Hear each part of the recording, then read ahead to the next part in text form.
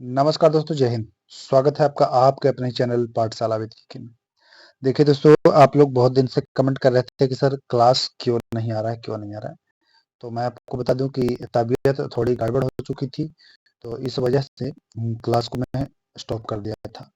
फिलहाल पूरी तरह से तो अभी भी स्वस्थ नहीं हुआ हूँ, लेकिन चूंकि बिहार पुलिस का एग्जाम अभी आप लोग को नज़दीक है, तो इस वजह से मुझे लगा कि मैं कम से कम पीडीएफ के माध्यम से ही आपको क्लास प्रोवाइड कराता रहूं। क्योंकि देखिए अभी फिलहाल मैं घर आ चुका हूं, तो इस वजह से बोर्ड पर आपको क्लास में कुछ दिन 5 से 6 दिन अभी नहीं दे पाऊंगा।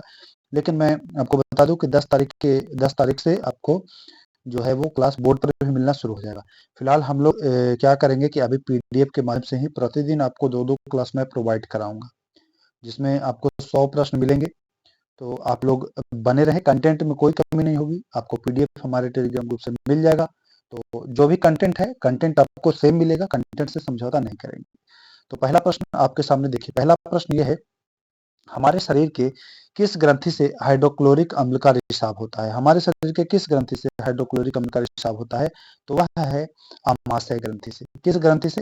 अमाशय ग्रंथि से हाइड्रोक्लोरिक अम्ल का रिसाव होता है। देखिए एक प्रश्न है, एक क्वेश्चन है, ठीक ना। तो हमारे शरीर के किस ग्रंथि से हाइड्रोक्लोरिक अम्ल का रिसाव होता है? तो वह है अमाशय ग्रंथि। प्रश्न संख्या 2 की ओर चलते हैं। 2 नंबर प्रश्न अब देखिए।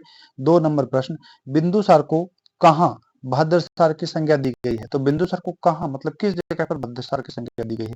तो जब आप वायु पुराण पढ़ते हैं, वायु पुराण का अध्ययन करते हैं, तो वायु पुराण में बताया गया है बिंदुसार को भद्रसार की संज्ञा दी गई है।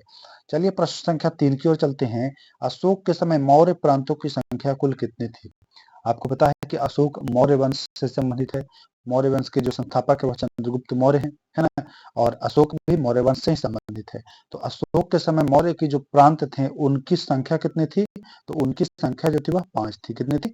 5 थी उनकी संख्या। तो ये चीज ध्यान देना है। चलिए 4 नंबर सवाल, शराब पीकर गाड़ी चलाने वाले ड्राइवरों की जांच के लिए पुलिस द्वारा प्रयुक्त स्वास्थ्य विश्लेषक जो है वह किस पर कार्य करता है? जब आप शराब पी कर गाड़ी चलाते हैं तो पुलिस पकड़ती है, आपको चेक करती है कि आप ड्रिंक किए हुए हैं कि नहीं। तो उस समय पुलिस चेक करती है, तो वो चेक करने का जो आधार है, वह जो जिस चीज से चेक किया जाता है वह अम्ल क्षार क्रिया के आधार पर कार्य करता है। तो ये चीज ध्यान देना है आपको। चलिए 5 नंबर सवाल, किसे फूल खिलाने वाला हार्मोन भी कहा जाता है? तो फूल खिलाने वाला हार्मोन जो है वह फ्लोरीजेंस को कहा जाता है। बढ़िया प्रश्न है, पूछा हुआ सवाल है। फूल खिलाने वाला हार्मोन, तो फ्लोरीजेंस को फूल खिलाने वाला हार्मोन कहा जाता है। देखिए 6 नंबर प्रश्न, एकमात्र हार्मोन जो गैसीय रूप में पाया जाता है, वह एकमात्र हार्मोन कौन सा है जो गैसीय रूप में पाया जाता है? तो आपको पता है कि एथिलीन जो है, जी हाँ, एथिलीन जो है वह गैसीय रूप में पाए जाने वाला हार्मोन है। तो ये चीज ध्यान देना है, ठीक ना। एथिलीन जो है वह गैसीय रूप में पाया जाता है, ये एकमात्र हार्मोन है। चलिए 7 नंबर प्रश्न है, साइटोकाइनिन। साइटोकाइनिन हार्मोन की खोज किसने करी थी? साइटोकाइनिन की खोज जो है वह मिलर के द्वारा किया गया था। साइटोकाइनिन जो हार्मोन है उसकी खोज मिलर के द्वारा किया गया है। तो ये चीज ध्यान देना है। बढ़िया प्रश्न है। देखिए इस सारे प्रश्न जो है, अब आपको पता है कि बिहार पुलिस में साइंस से बहुत अच्छे संख्या में प्रश्न पूछे जाते हैं, तो साइंस आपको पढ़ना ही पढ़ना है। अगर आपका साइंस कमजोर है और सोच रहे हैं कि बिहार पुलिस निकाल लें, तो बिल्कुल असंभव जैसा है, क्योंकि साइंस पूछता है पूछता है। चलिए 8 नंबर सवाल, प्लेटलेट्स की मृत्यु होती है, तो प्लेटलेट्स जो है इसकी मृत्यु कहाँ होती है? तो प्लेटलेट्स की जो मृत्यु है वह प्लीहा में होती है। कहाँ होती है बच्चों? प्लीहा में होती है। देखिए प्लेटलेट्स की मृत्यु 8 नंबर सवाल कह रहा है कहाँ होती है? तो स्प्लीन या प्लीहा में होती है। अब पूछ रहा है 9वां नंबर सवाल कि प्लेटलेट्स जो है इसका जीवन काल, तो पूछता है जीवन काल, तो बताएंगे 3 से 5 दिन। जी हाँ, प्लेटलेट का जीवन काल जो है वह 3 से 5 दिन ही होता है इसका जीवन काल। अब देखिए एक बढ़िया प्रश्न है, ये वाला 2 तरह से पूछा जाता है। 10 नंबर जो सवाल है यह 2 तरह से पूछा जाता है। एक तो आपको पूछा जाएगा कि इंसुलिन के अल्प श्रवण से, मतलब अल्प श्रवण मतलब कम श्रवण से कौन सी बीमारी होती है? तो इंसुलिन का जब अल्प श्रवण होगा तो मधुमेह होगा। अब एक पूछता है कि इंसुलिन के अति श्रवण से कौन सी बीमारी होगी? तो अति श्रवण जब पूछे तो हाइपोग्लाइसेमिया बताएंगे, और अल्प श्रवण जब पूछेगा तो आप मधुमेह बताएंगे। मधुमेह यानी कि चीनी, जिसे चीनी बीमारी भी कहा जाता है। तो ये भी चीज ध्यान देना है। लड़कियों में देखिए, ये नंबर 11 नंबर सवाल है, ये थोड़ा सा समझने वाली सवाल है। लड़कियों में मासिक चक्र का प्रथम बार प्रारंभ होना क्या कहलाता है? जब लड़कियां प्रथम बार उनका पीरियड होता है उसको क्या कहते हैं? तो उसको मेनार्की कहा जाता है। क्या कहा जाता है? मेनार्की। लड़कियों में मासिक चक्र का प्रथम बार प्रारंभ होना, जब फर्स्ट टाइम पीरियड होती हैं तो उसको मेनार्की कहा जाता है। तो ये चीज ध्यान दीजिएगा, बढ़िया सवाल है, ये जानकारी होनी चाहिए, है ना, एग्जाम के दृष्टिकोण से भी और वैसे भी आप लोगों को, खास करके फीमेल है उनको तो होनी चाहिए। अनोक्सी श्वसन के अंत में 12 नंबर सवाल पर हम लोग चर्चा करें। अनोक्सी श्वसन के अंत में कौन सा अम्ल का निर्माण होता है या कौन सा अम्ल बनता है? तो अनोक्सी श्वसन जब होता है बच्चों तो उसके अंत में जो है वह पायरुविक अम्ल बनता है। कौन सा बनता है? पायरुविक अम्ल। देखिए ये बहुत बढ़िया सवाल है, 12 नंबर जो प्रश्न है ना, ये बहुत शानदार प्रश्न है और न जाने कितनी बार पूछ दिया गया है ये सवाल। तो ऐसे सवालों को ना आप इग्नोर मत करिएगा, इग्नोर मत करिएगा। मैं फिर कह देता हूँ कि साइंस अगर कमजोर है तो साइंस पर ध्यान दीजिए, कि क्योंकि बिना साइंस के बिहार पुलिस का एग्जाम निकालना बिल्कुल असंभव जैसा ही है, ये चीज ध्यान दीजिएगा। चलिए 13 नंबर सवाल, अब हम लोग साइंस के प्रश्न देखें, अब आगे देखते हैं। मानववाद का संस्थापक माना जाता है, तो मानववाद का जो संस्थापक है वह पेट्रॉक को माना जाता है। किसे माना जाता है? मानववाद का जो संस्थापक है वह पेट्रॉक को माना जाता है। बढ़िया प्रश्न है, ध्यान दीजिएगा। 14 नंबर सवाल की ओर चलते हैं। देखिए इसमें 50 प्रश्न हैं और 50 के 50 प्रश्न अति महत्वपूर्ण हैं। बस 5 दिन आपको इस तरीके से पढ़ना है बच्चों, फिर मैं आपको बोर्ड के माध्यम से जैसे मैं क्लास करा रहा था कराऊंगा। क्योंकि देखिए बहुत सारे बच्चों का कमेंट आया कि सर क्लास बिना बताए गायब, तो बात तो सही है भाई, ये तो गलत है ही, लेकिन मैं बहुत ज़्यादा परेशान था, बहुत ज़्यादा तबीयत खराब था, है ना? तो इस वजह से मैं एकदम वो अपसेट हो गया था और काम करने की स्थिति में नहीं था। तो इस वजह से मैं छुट्टी लेकर के अपने घर आ चुका हूँ। इस वजह से थोड़ा-सा बोर्ड का यहाँ दिक्कत है, घर पे है नहीं स्टूडियो, तो इस वजह से थोड़ा-सा आप देखें।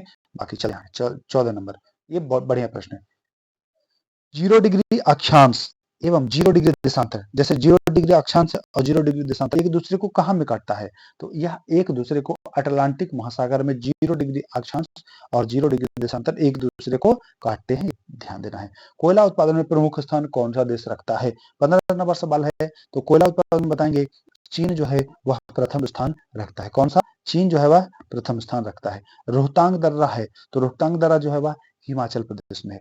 रोहतांग दर्रा कहाँ में? देखिए रोहतांग, शिपकिला, ये सारे जो दर्रा हैं ये हिमाचल प्रदेश में है। और एक बड़ा लाचा दर्रा भी है, वो भी हिमाचल प्रदेश में है। 17 नंबर सवाल क्या कह रहा है देख लेते हैं। जारवा जनजाति विश्व की सबसे पुरानी जनजाति है, स्थित है कहाँ में? स्थित है, यहाँ से 2 सवाल। विश्व की सबसे पुरानी जनजाति में आता है कौन? जारवा। और यह कहाँ स्थित है जारवा जनजाति? तो बताएंगे यह अंडमान निकोबार में स्थित है। तो अंडमान निकोबार कहाँ में है भैया? तो यह भारत में है, ये भी ध्यान देना है। और भारत के पूर्वी छोर पर है, ये भी चीज ध्यान देना है।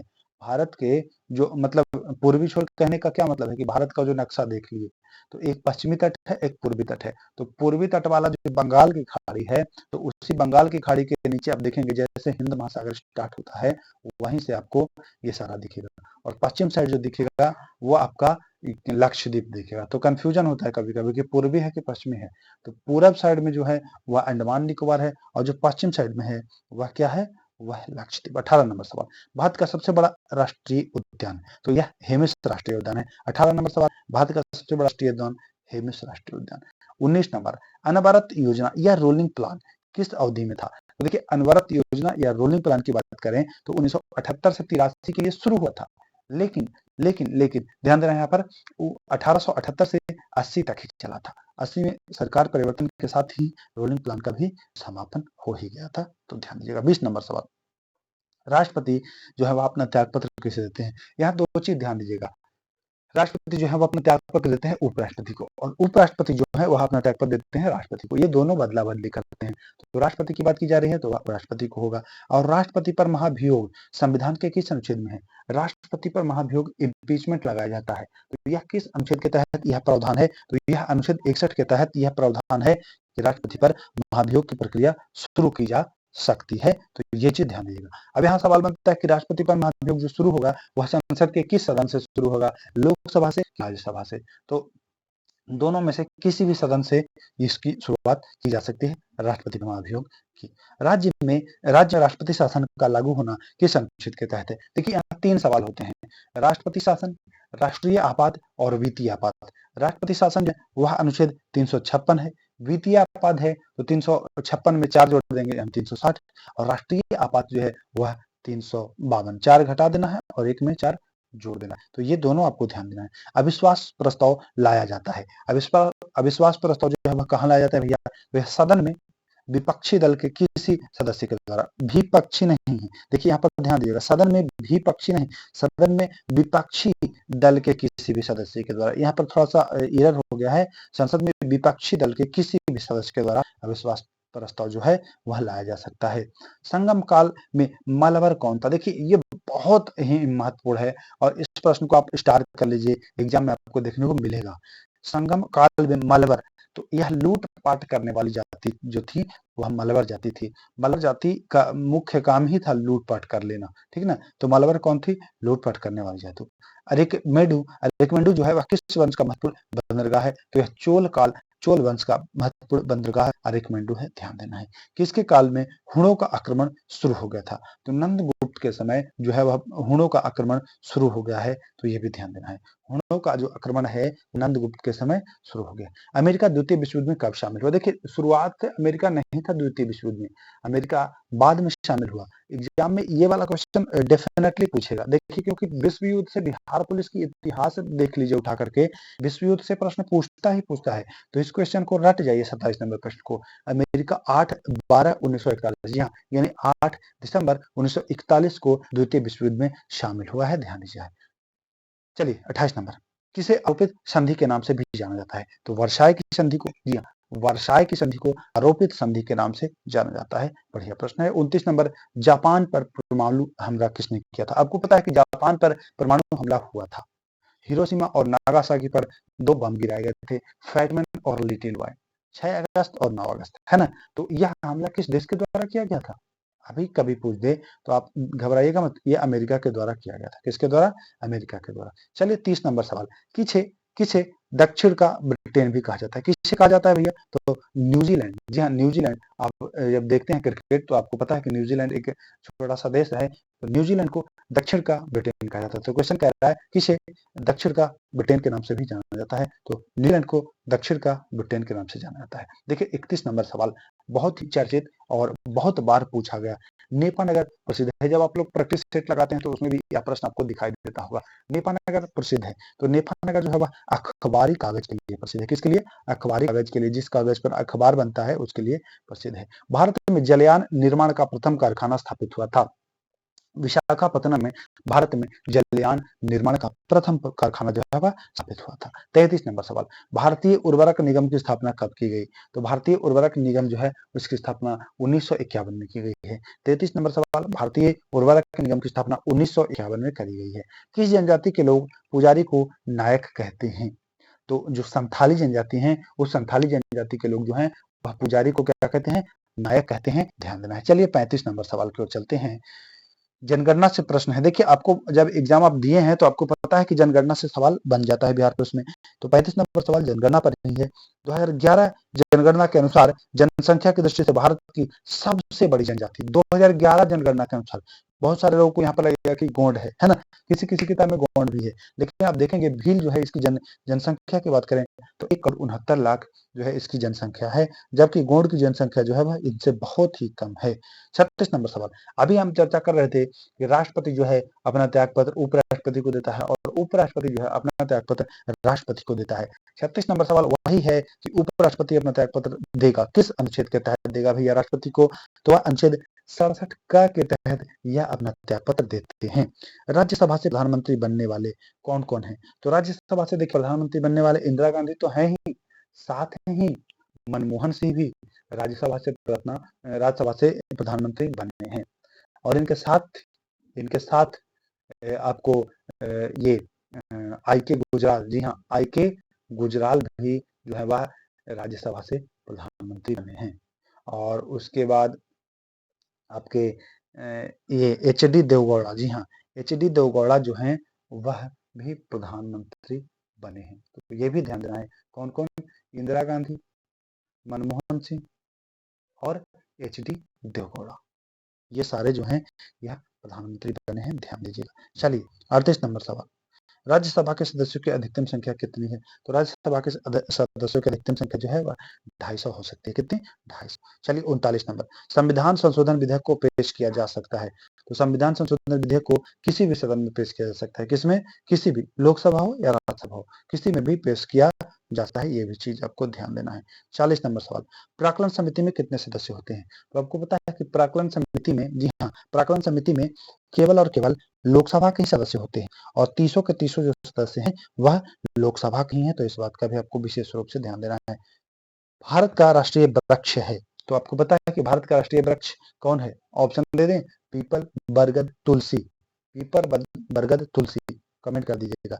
उसका जो साइंटिफिक नेम है वह है फाइकस बेंगालेंसिस। जी हाँ, फाइकस बेंगालेंसिस राष्ट्रीय वृक्ष है। चलिए 42 नंबर, भारत का संचित निधि किस अनुच्छेद में है? तो भारत की जो संचित निधि है वह आर्टिकल 266 यानी 266 में भारत की संचित निधि का जिक्र है, ये ध्यान देना। 43 नंबर, संसद के अवकाश काल में अध्यादेश जारी करने का प्रावधान। देखिए यहाँ पर क्लियर नहीं किया गया है कि राष्ट्रपति के द्वारा कि राज्यपाल के द्वारा, लेकिन आपको दिमाग लगाना है कि संसद का अवकाश पूछ रहा है, संसद का, ना कि विधानमंडल का। तो जब संसद का बात करें तो बताएंगे अनुच्छेद 123 और विधानमंडल की बात करें तब 213 बताएंगे।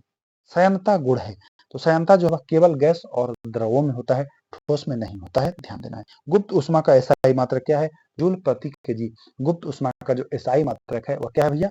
तो गुप्त उष्मा का जो एसआई मात्रक है वह जूल प्रति किलोग्राम है, ध्यान देना है। चलिए 46 नंबर प्रश्न कहता है कि रॉकेट की कार्य प्रणाली सिद्धांत है। रॉकेट किस कार्य प्रणाली सिद्धांत पर कार्य करता है? तो संवेग संरक्षण है ना, संवेग संरक्षण सिद्धांत पर कार्य करता है। नीलम, अब देखिए नीलम का रासायनिक सूत्र पूछा है, तो नीलम का जो रासायनिक सूत्र है वह है Al2O3। जी हाँ, Al2O3 नीलम का रासायनिक सूत्र। 48 नंबर सवाल क्या कह रहा है, देखिए सोडियम प्रवर्तक लैंप में कौन सा दर्पण उपयोग में लाया जाता है? तो सोडियम प्रवर्तक जो लैंप है उसमें उत्तल दर्पण जो है वह प्रयोग में लाया जाता है। कौन सा? उत्तल दर्पण लाया जाता है, ध्यान देना है। सौर सेल कार्य करता है, तो सौर सेल फोटो डायोड के सिद्धांत पर कार्य करता है।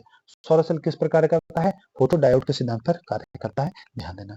आगे 50वां नंबर प्रश्न और आज का आखिरी सवाल, और यहाँ पर मैं आपके साथ शेयर कर भी चुका हूँ। इंसुलिन के अति श्रवण से होता है। देखिए कम श्रवण से मधुमेह, जिसे आप चीनी बीमारी कहते हैं, और आप अतिश्रवण से आप हाइपोग्लाइसेमिया रोग से ग्रसित हो जाएंगे। तो अतिश्रवण होगा तो हाइपोग्लाइसेमिया, और अल्प श्रवण होगा तो आप बताएंगे मधुमेह, है ना। तो ये चीज ध्यान दीजिए। तो दोस्तों 50 प्रश्न थे जो बिहार पुलिस के दृष्टिकोण से अति महत्वपूर्ण थे। आप लोग एक बार कमेंट कर दीजिएगा, तो मैं प्रतिदिन आपको 2-2 क्लास प्रोवाइड कराता रहूंगा, है ना।